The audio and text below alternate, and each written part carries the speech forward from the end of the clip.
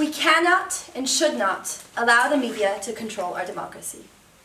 With these words, I would like to welcome you, ladies and gentlemen, dear opposition, to this debate from Team Proposition. To the motion, this House would not allow the media to endorse candidates during elections. We define endorse as to express explicit expression of support for the candidates. We define during election as during the time of the campaign and during the voting itself. This, of course, does not endorsement, of course, does not exclude unbiased debates, discussions, and analysis. Our burden today is to show you, dear ladies and gentlemen, that this endorsement directly endangers our democracy. And this is also our case line today. We will show you that status quo in which the candidates are directly endorsed directly endangers our democracy. We have divided our arguments up as follows. In my first speech, I will talk about status quo and the democratic values we have and how they are endangered by the situation that we have today. Our second speaker will come to the flaws in the media system itself and how these flaws contribute to the problems that we see in our democracy today. So now let me start with the situation that we see today in our world. As of now, the media does indeed endorse directly candidates during the election. We have a system in which candidates also have different amounts of exposure.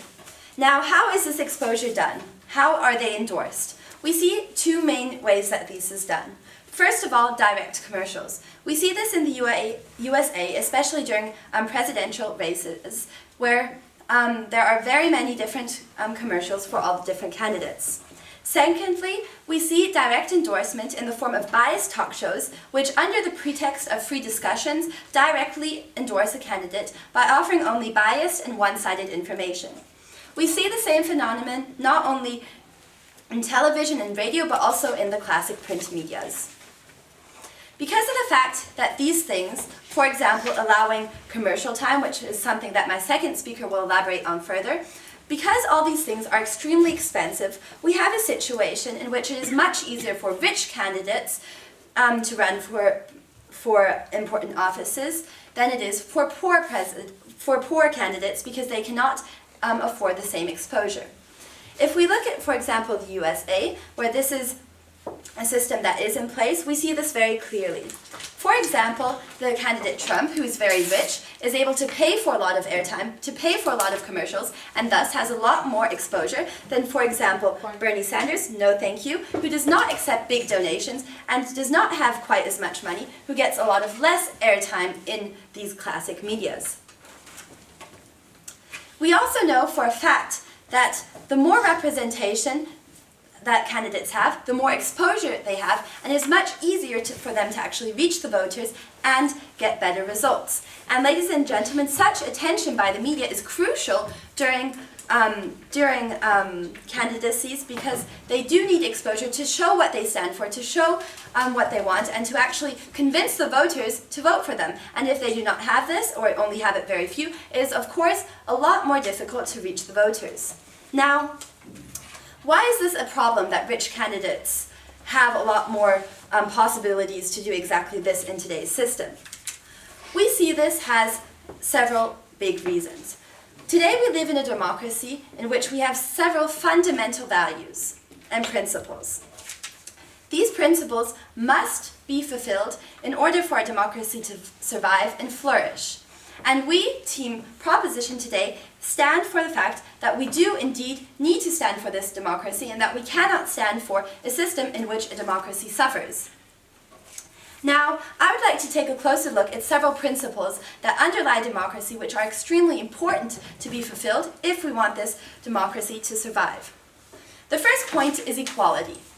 It is one of our most fundamental rights and one of the most fundamental principles that everybody's voice in a democracy is heard in the same way. This is what makes a democracy special. A democracy is not ruled by a few rich people that have the power to pay people, but everybody has the same voice. It doesn't matter if you're poor or if you're rich. It doesn't matter what race you are. It doesn't matter what gender you are. Everybody has the same rights. Now, ladies and gentlemen, this is something that is in danger if candidates are directly endorsed by the media during elections, because as I've showed you, it is much easier for rich candidates to actually get more exposure, which is crucial during such an presidential race, and thus they are much more successful. So we actually see a kind of erosion of this fundamental value in a democracy, because in fact not everybody is equal if the rich have it much easier in a presidential or in some other political office race.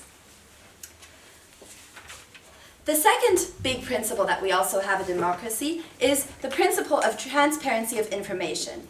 In order for democracy to work, we need an educated and informed population that knows about their choices, that knows what possibilities they have, so that they can make good decisions. Now, because media endorsement is directly linked to money, we have a misrepresentation of the candidates, and we have not an equal distribution of who actually has what to say, and this makes it, as I've already said, much easier for elites, and we actually have this erosion of a transparency of information, which is absolutely necessary in a democracy, because how should voters make good decisions, how should they make actual right decisions if they do not simply really know what all their choices are? The third principle, which clashes with the fact that these two main principles that I've shown you today, with the transparency of information and the equality, is that a democracy must be protected at all costs. We need to have the system in place, and because the first two principles are not fulfilled, the democracy is directly in danger. And ladies and gentlemen, this has direct effects on the stakeholders in a democracy, which are the population and the voters. Because the voters are not informed the same way about every candidate, they are not able to make real decisions, the right decisions, and actually completely unbiased decisions. They are completely manipulated by the media. They are not exposed to all their political options, and ladies and gentlemen, in a state where this is the fact, a democracy has it very, very hard to survive, because indeed we do have a development where a few elites have a much easier way to actually achieve political power. Now, ladies and gentlemen, as I've showed you today, the direct media endorsement of candidates during elections has detrimental effects on our economy, and on our democracy. And ladies and gentlemen, this is something that we, Team Proposition, cannot stand for today. Thank you for listening. Today we are debating on a motion that says that we shouldn't allow the media to endorse candidates during elections.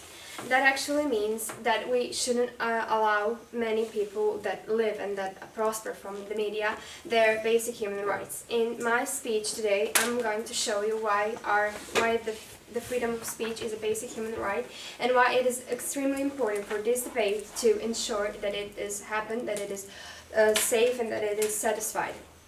But firstly, I'm going to just tackle some of the some points that first speaker of the proposition just said.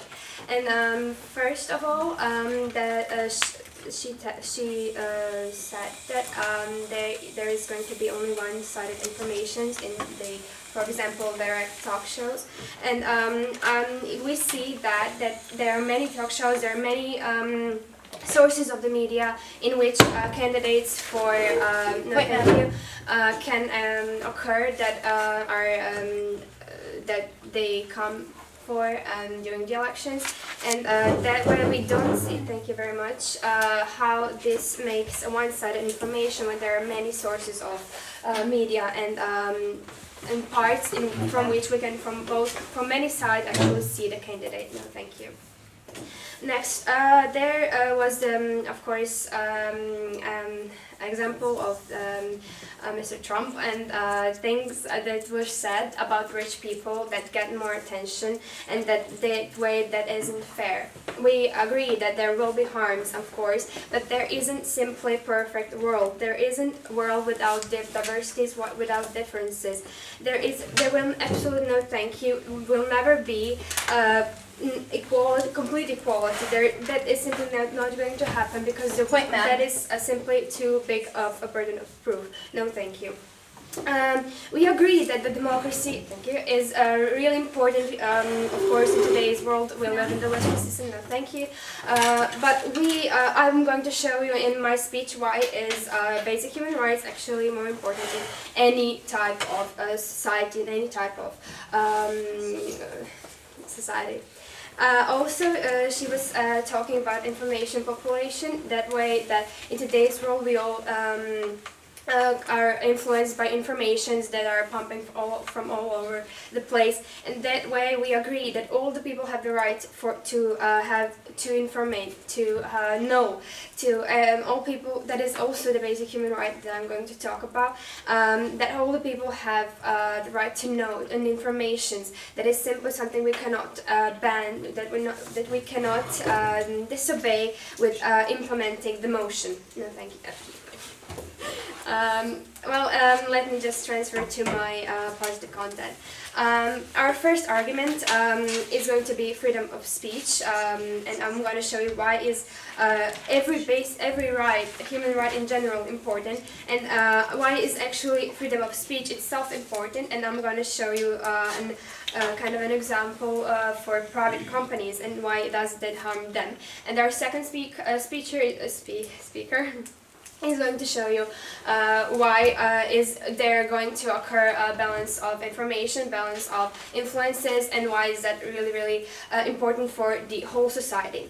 So to start with, basic human rights. Why is freedom of speech actually human right? Because it allows you to express yourself anywhere and in any way possible. That is a huge matter that includes media in today's world, and that is why we cannot allow, we would allow the media to endorse candidates during elections.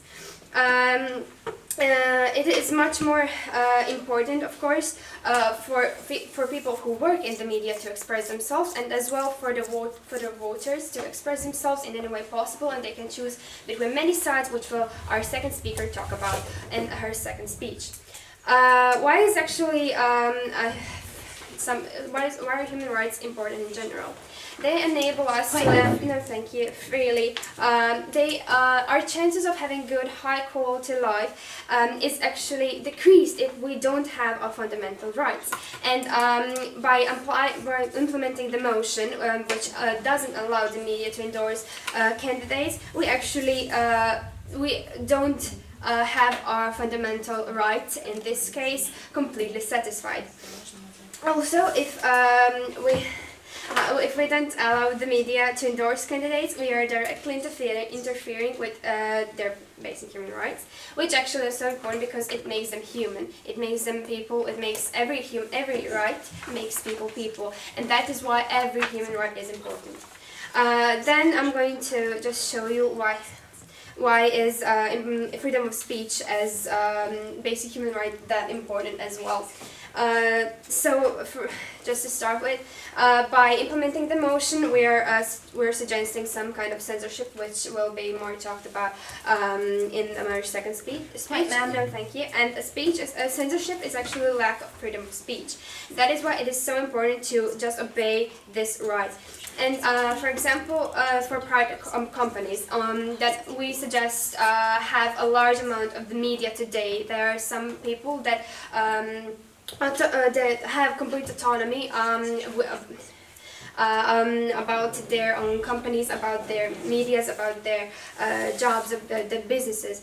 And today we live in the world where everything is based on obeying human rights. And that is why, especially for the media and the media world, companies and such, it is extremely important to obey human rights. It isn't, of course, obviously based on censorship, which would be if we implement the motion. Plus, no thank you, those people that made the companies, they did it with their own money, and in that way they have the control over it. They have the right to choose whether or not they want to put an information out. And they have all the right, no thank you, as in basic human rights, to talk and to just simply share information with all the people around the whole society. Thank you. And if we do not apply that right, we are suggesting some kind of a non-democratic society in which we don't apply all the human rights. So in my case, I showed you why the first speech of proposition doesn't completely stand, and why there won't ever be complete equality. Why we should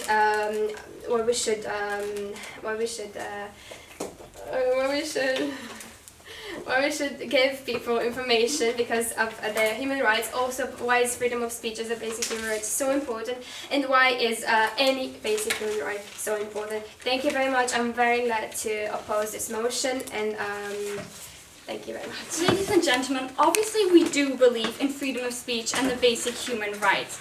No team or no person in this entire world would go against this. However, we on Side Proposition do not believe that we are going against this human right of freedom of speech with this motion.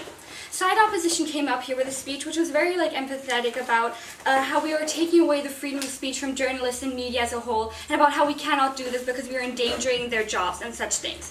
But first of all, we'd like to say that human rights apply to humans, not to institutions. And we see that media, newspapers, television channels, things like that, are institutions. We see that, for example, in the United States, army members can't go to party rallies in uniform because that would be representing the institution of the military and not their individual beliefs. Therefore, we can see that it is absolutely legitimate to take away, in a sense, this freedom of speech from the media, because we see that it is not a human right of an individual, but of an institution.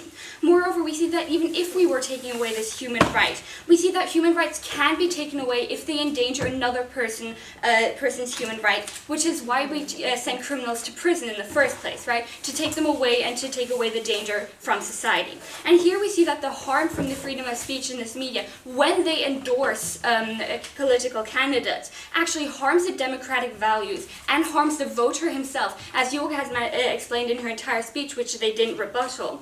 And so we see that we can take away this freedom of speech, so to say, because it causes significant harms to democratic values on which these human rights actually fundamentally rest.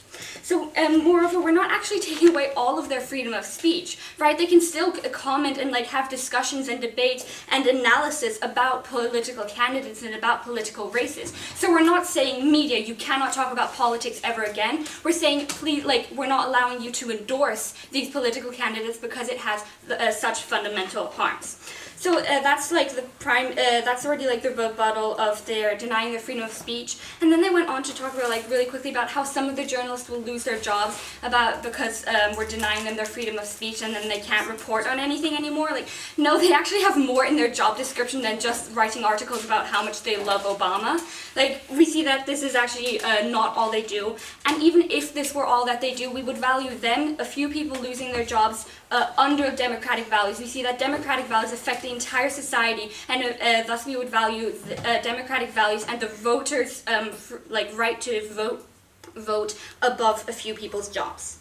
Now, they talked about how there are many different sources for information in the media, and we completely agree. We just don't want there to be sources where there is endorsement which harms individuals and harms the democratic values. So as such, we're not taking away these sources. We're still allowing people to be informed by the media, because we see that the media is there to educate and inform and question what is happening. But we don't see the media as something to be there to endorse and influence people's minds in that manner.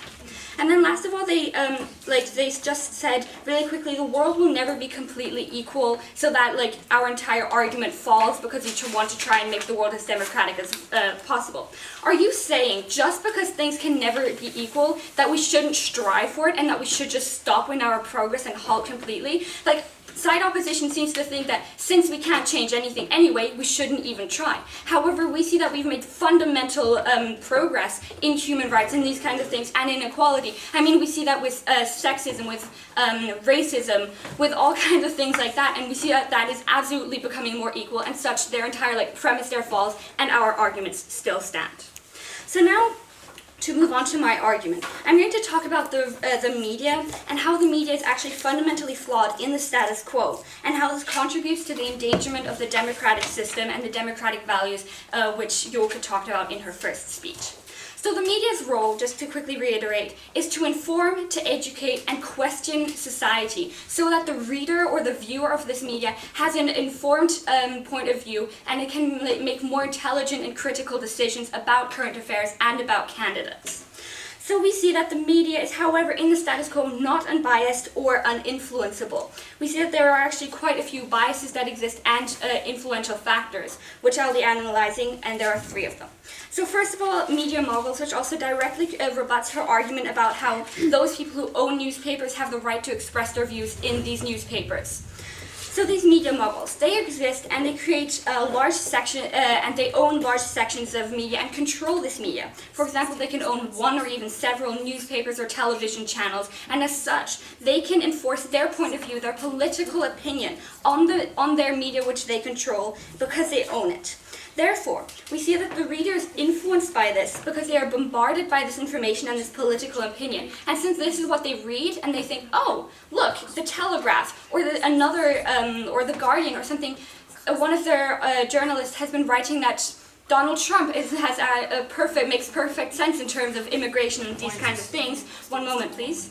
And they are then influenced by this, as this is often their only source of information. What about Facebook? What about Twitter? What about all of Thank you. We see that is a kind of separate issue because that is social media. Obviously someone can post, I really support Bernie Sanders, but this doesn't have the kind of exposure as general mainstream or state media has. On Twitter or Facebook, maybe hundreds or thousands of people may see that, but media like television channels and talk shows, millions of people see it. However, individual journalism is something that I'll come to in just a moment. So we see that, for example, Rupert Murdoch in the UK owns several different newspapers, and in them he expresses his conservative point of view. And this he endorses the Conservative Party through his newspapers. And this creates a kind of natural bias in certain media, for example, Fox News, who is very Republican-oriented. Then second of all, this individual journalism, they also express their views or endorse a candidate in an article. And expressing their views is okay, as long as they don't endorse it in an article. Because similarly to media moguls, viewers will read this and are then influenced by the political journalist because he has made intelligent comments about it. And often it is the only form of knowing about candidates that these voters have. And now last of all on this level is the rich versus the poor. This talks about in terms of finances but also in terms of political capital. So first of all, this also ties into the media moguls but goes much further. For example, rich candidates versus poor candidates, as Jok has previously mentioned. We see that rich candidates can simply afford to have more exposure and more airtime, but seeing as it is very expensive, particularly in the United States, Donald Trump versus Bernie Sanders. But we also see that this happens not only in liberal democracies, but also in more borderline democracies like Russia or Turkey. We see that this happens with the state media, because the political capital can influence who receives this media endorsement. For example, when Putin was voted in a few years ago, and journalists asked, why did you vote for him? Voters answered, we didn't know who else there was. So we can clearly see that this is a very clear endorsement by the media due to political capital. So what are the consequences of this? We see that this not only endangers democratic values, as Joka talked about, but it also disenfranchises the voter. Because first of all, they are not informed about all political options that they have and all political candidates. But moreover, since the rich impose their view, the poor don't have access to unbiased information and thus have a less free choice. And especially since this is often the only source of information that voters have on candidates. So ladies and gentlemen, because the status quo in which media endorses candidates and endangers democracy is a status quo we cannot allow, please vote out proposition. Thank you. Hello, my name is Marta. I'm second speaker of opposition, and in my speech first I'll analyze first 2 speeches of proposition, and then I'll show you my argument which is called balance of information, in which I'll show you why we as a side of opposition don't support not allowing the media to endorse candidates during elections, because it's making bad things for balance of informations in the world. So, first of all, in their first argument, side of proposition is talking about some fundamental principles like equality and informing population, which are, by not supporting these, in their opinion, are losing. So first of all, we don't agree with this because those equality about rich and poor is not disappearing by by supporting these things, because in today's world people have with having money, they have power and they have popularity. So with applying these things, there is not happening what they want. No, thank you. It's happening just the opposite. We have those rich people who are popular because of their money, who are popular without media extra talking about them in the time of election. So they are popular the whole year, not just in the time of election. So Wait, ma'am. no, thank you.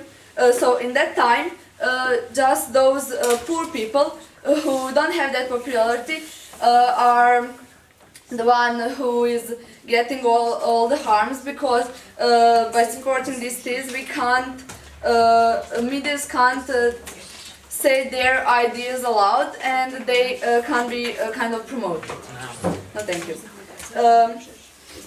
Then in their second argument, they're talking about medias who are putting their minds in the public, and by that they are doing bad things for the nation, because they don't have they can't, that ideas are, they're forced to take those ideas in some way. So again, we totally disagree, because there are a lot of medias. There are medias extremely right, extremely left, or the corner, and everything between. So we have all ideas, and again we can read all of them and think what do we really want, and no, thank you, and find out what is the best option for us.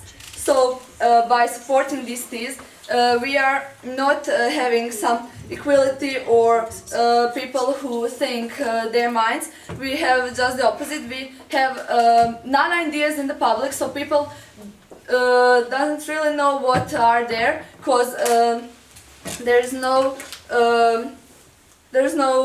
kind of ideas in public which are, no thank you, which can be compared at some point, which is not just bland informations which are, let's say, objective. Therefore, in their second argument also, they are talking about some great things, for example, solving problems of sexism and women and applying feminism to the society. But yes, we agreed that is great, that we solve those problems, but we didn't get it by just by plain informations which they call objective, no thank you, but we get it with the critics, with the different ideas which we show to the public. So we get those just with not applying the thesis, with certain different opinions which people could compare. So so people with all informations could find what is the best, and so we saw in the past that they choose the right one. And also in the beginning of the second speech we heard about human rights, not institution rights. So yes, but who are those media institutions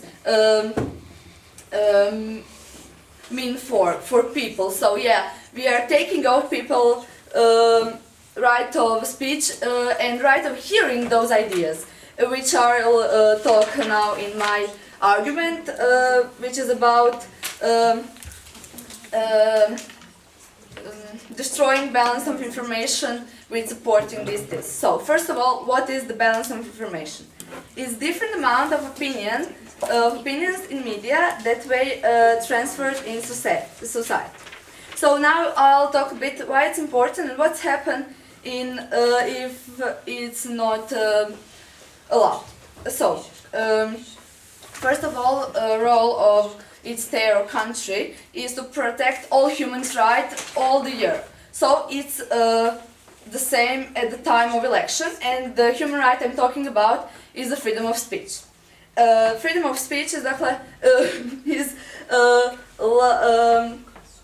is allowing us to find out different ideas, which is some side, is it right or left, doesn't matter, trying to say. So if we support these, we will lose this law to hear different ideas, and by that decide what we really do want.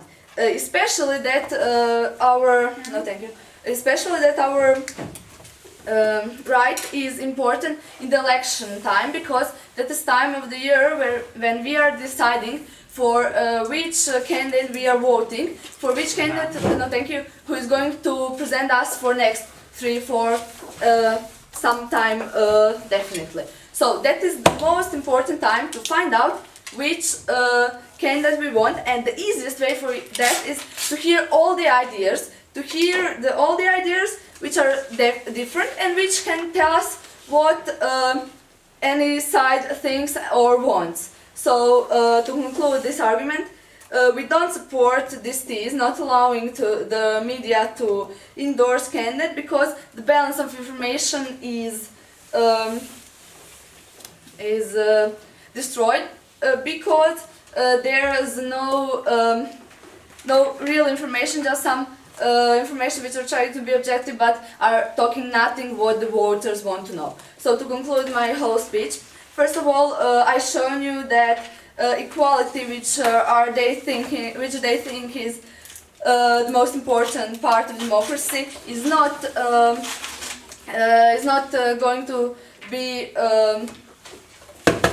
is not going to happen if we support this thesis, because rich people stay rich people, and that big ideas that was in the past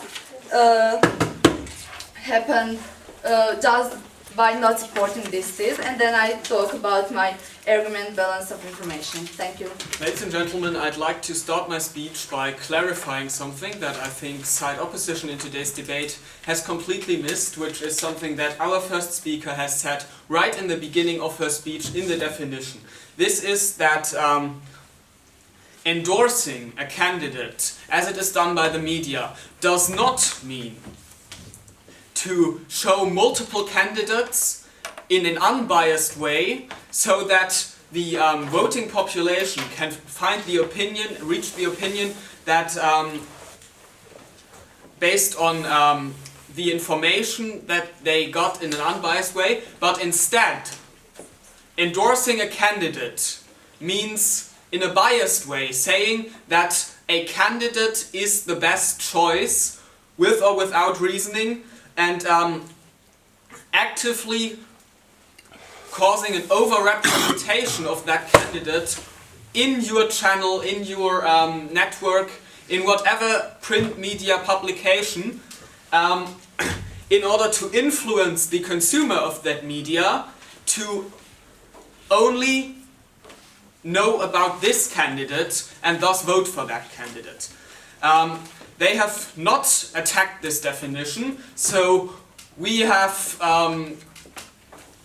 think that they agreed with it, but then they didn't address endorsement as it is defined by this definition, but they were talking about taking away the possibility of media to show information about candidates and to show multiple candidates in an unbiased way, which, as we defined, is not what this motion is about, and which we do not want to take away from the media. So, with this out of the way, my task as the third speaker of side proposition will be to take a closer look at the arguments brought up by the other side and refute them, and then to summarize our own case and show you why it still stands strong despite their attacks. So, they were basing their argumentation upon two main pillars. First of all, freedom of speech as a basic human right that in their conception we are violating, and I will soon address why we are actually not violating it, as our other speakers have also told you already. And then they, the second pillar that they were basing their case on is that exposure is important to facilitate the process of making an opinion, and it is basically something that candidates and voters need. And I will address this also later in my speech. But let me first address the first pillar, which is freedom of speech as a basic human right. They were telling us that by banning the endorsement of candidates in media, we take away the journalist's right to free speech. And this is not true, because the right to free speech is a human right, and human rights apply to individuals. However, as our second speaker has already told you, a media channel is not an individual but an institution. And we are in no means taking away the right of a journalist to express his opinion, his or her opinion, in a in his private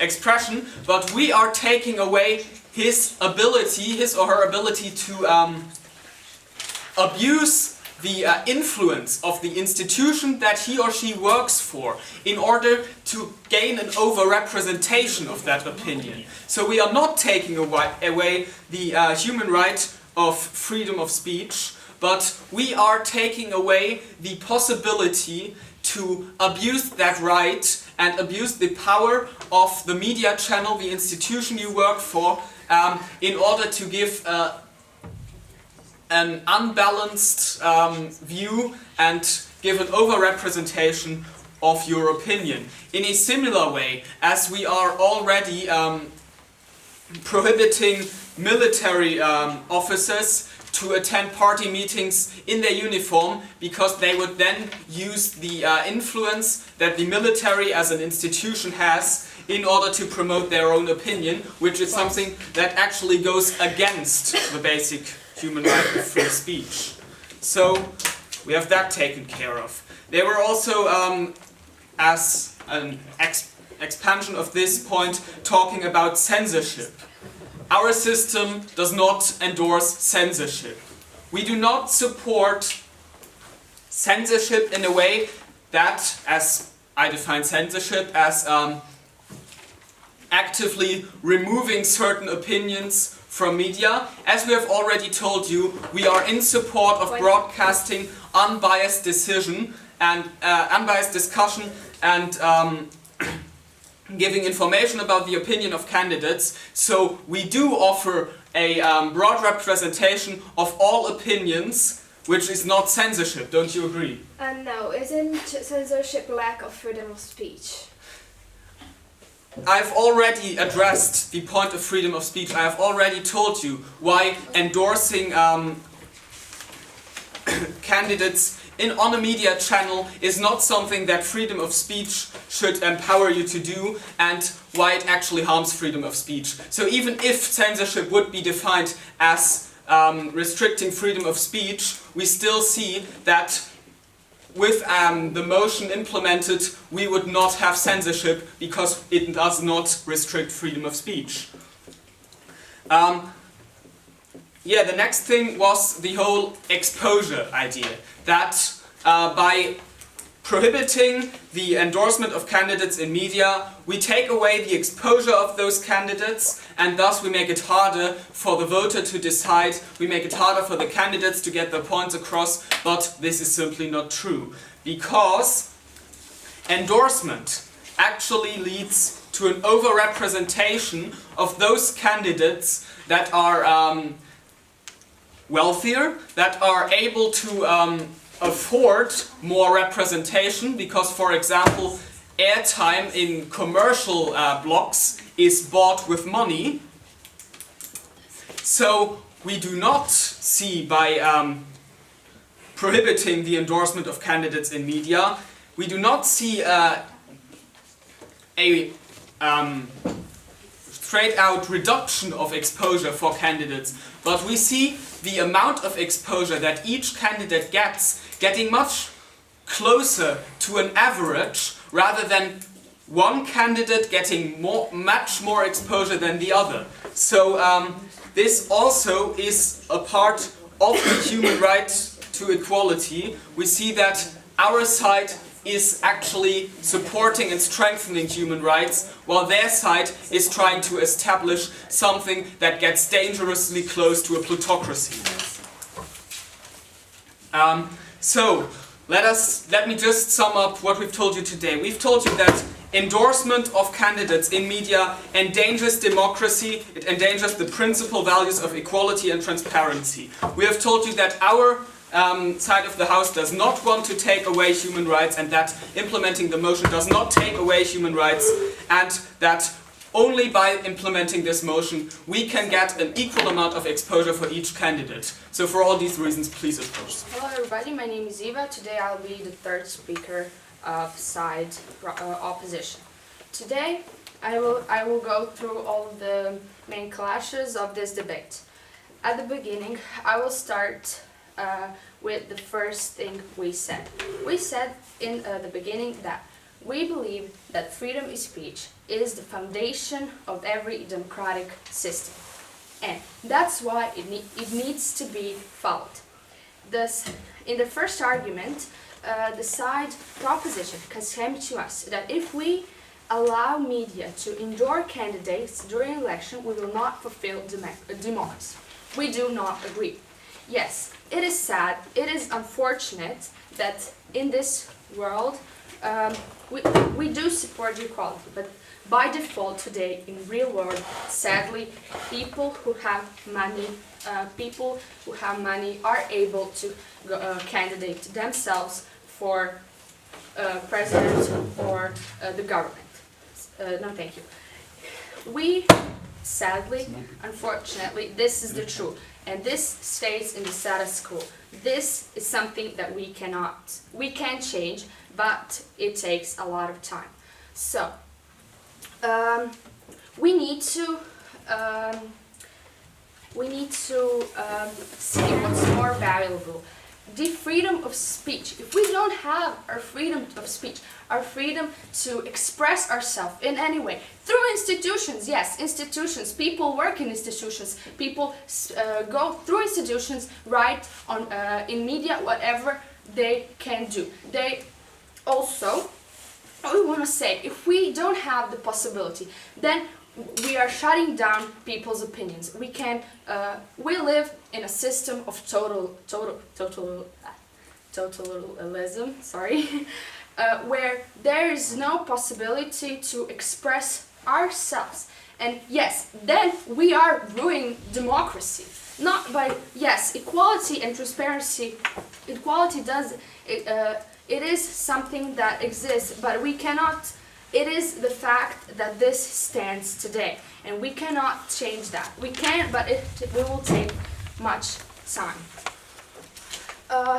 Also, we aren't. So that is why we support the idea that media should.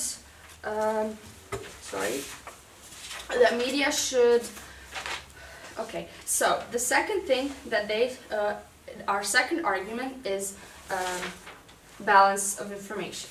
So it is really important to have this balance. To have, for example, one wing that represents one wing that represents media that represents each other. So, on that point. Yes, please. We have already told you that by implementing the motion we'd reduce over-representation of wealthy candidates and thus lead to a better balance of representation. No, we don't see this as over-representation, that rich people control the media and this is a theory of conspiracy that actually we say that that rich people rule the media, that they pose their own opinion. This is not simply true. We believe that with the balance of information, with the possibility, we have a lot of diversity. So we can have maybe one media will represent one candidate that they find, but this is not that we will support that one media will pose a lot of them. We believe that the importance of balance of control is important because we have the diversity. When we don't allow that, when we don't allow the balance of information, when we don't allow that information, everything becomes the same. People will just all the time just bring facts. We won't have the opinion of one person. We need the balance of information to be able to decide what candidate is good for us. This stays in every possible way. So yes, we have to have the ability to choose, and with the balance of information, we have the ability to choose that because one media. We need to be more different. We need to allow people to see the difference in every candidate, and that is something that will lead to better knowing of the thesis about what is happening, and that will be easier for voters to voters to choose which candidate they feel is more suitable for them.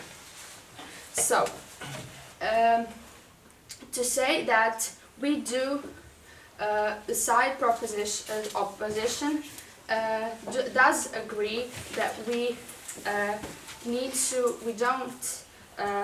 to allow media to endorse candidates during elections because we allow people to have their freedom of speech. We don't shut them down. We are enabling them to fulfill their democracy. Yes. Well, we're not saying that somebody can't stand up and say their own opinion. We're just allowing like mass media and these huge institutions to propagate complete, unbiased, and untrue information. Yeah, I think this is the beauty of it because we're getting a lot of info from other people, what they think, what they believe is good for them. They think, and okay, we are humans, we can form our opinions. These people are just helping us to have, okay, we have a lot of information, and that is good. Because we need that. We need to form an opinion. If we have a lot of different information, the balance of information, we can form our own opinion. And we are able to conclude with our own minds. I think we are all capable of knowing what's true and what's not. So, we're underestimating people here. So, to conclude, I think the side opposition has shown you that what is more important here. We believe that freedom of speech will bring to fulfilling democracy. Without it, it's just a structure that has I can say this word, sorry, totalitarianism. And with the balance of information, we won't have the control over information. We will have more information that will bring more ideas to people, and that will be easier to process, easier for us to choose which candidate is good for us. So we believe that we won't have won this debate. Thank you very much. So in my reply speech, I'll show you two sides, the side of proposition and our side of opposition. Two ways of the world we believe that will happen in one or the other case. So first one is the side of proposition, where no one can promote their ideas. We have a situation that we have about, for example, those political candidates, just a few blind information. For example, what was their job before, was their marriage status or something like that, and we have their political plan which they set. But it's just written text. We have just those sentences which are probably not really understandable for all of us the same. We have just those words on the paper, I'd like to say. And we of course know about word democracy. It's about telling one thing and doing the other. So yeah, we all can write a beautiful political plan, but we all know that it's not always the thing that political actors are doing, which is really problematic if we can't hear the ideas of the one who write those political plans and hear from his or her mouth, and then we can think about that and think what's likely, it is more or less likely to happen in reality. So on the other side, the side we are, on our side, the side of opposition, we have the different situation. We have a situation where everybody can talk people that are totally for some idea, people that are totally against that idea, and between all those ideas and the ideas in between we have some kind of balance. So we have a situation where we have a lot of ideas and a lot of information about those people and about those plans. We can hear the best and the worst sides of those plans, and as my third speaker said, we can make our idea of that, and we can make our judgment of those plans, of those ideas, of those people at all. So what I just shown you, I just shown you the idea of opposition, which is we believe making people make their minds, make their ideas, make their views, people and political plans, and the other side, the side of proposition, where we have just blind information which are not allowing us really to make our view of that, to make the real, to see real all the factors of plans and peoples, and see what are their benefits or harms. So what I will show you through my whole reply is that we have two different sides, in which we believe that the opposition side is right because it's making us to have real opinion and making us to have to make real idea, more reality idea of the people and plans, how they are. Thank you. Dear ladies and gentlemen, and welcome back one last time from Team Proposition. In this debate, we saw three main clashes. First of all, the question of human rights, then the question of equality, and then the question if there is misrepresentation in media or not. Coming to the first point of human rights. Now, first of all, there was a big problem in this debate because Team Opposition completely misrepresented Team Proposition by talking only about a complete limitation of freedom of speech in every way possible. Now, this was a clear mistake because Team Proposition clearly said at multiple points in this debate that we do indeed still actually also encourage free debates, discussions, and analysis about politics also in media. We just do not support direct endorsement, which is one-sided and biased. Now, furthermore, we are not limiting any freedom of speech of humans themselves, but more of institution. And this is a perfectly legitimate thing to do, as we have showed you, because this actually has negative effects on both the society and the individual. Now, even if we were directly limiting this freedom of speech of the individuals as well, this is also a legitimate thing to do because this right actually impedes on the rights of other important things such as the society and our democratic values, such as equality and transparency of information, but also of the individuals themselves, especially if we look at the voter. Furthermore, we have showed you that such endorsement harms democracy, and harming democracy means harming these human rights and their general basis as well. So we saw this point of human rights very clearly for Team Proposition.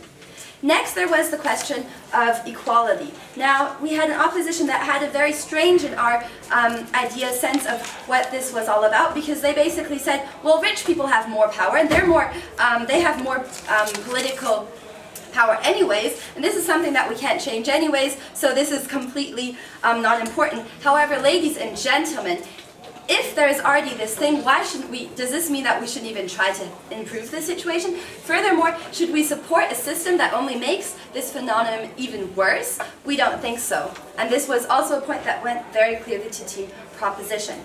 The last big clash was whether or not there is a misrepresentation in media. Now, ladies and gentlemen, we had an opposition that had a very weird view of what the world was like. They said that there's plenty of medias that have a completely different idea, so it's all outweighed and people can make their own decisions. But ladies and gentlemen, we believe that today Team Opposition just closed their eyes from the reality. We would love to live in a world where everybody is completely free and where media is equal and everybody has the same voice. However, this is simply closing your eyes from the reality, as our second speaker showed you very well, and with lots of examples, may I add.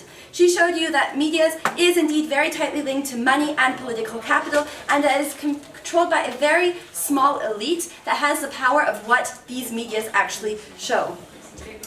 Also, this of course leads to the fact that there is not an equal, fair, unbiased distribution of information of which the voter can make a completely free decision, and this is something that harms our democracy, as we have shown you as well. Now, to conclude, we have shown you many things in this debate. We have shown you how media endorsement directly harms democracy. We have done this by looking at first status quo, then at how this damages our democratic values, and then we have showed you how this is due to the fact that the media system is inherently flawed.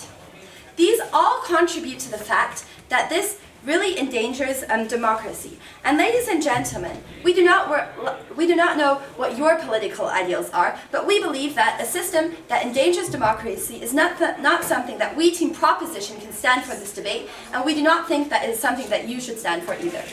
Thank you.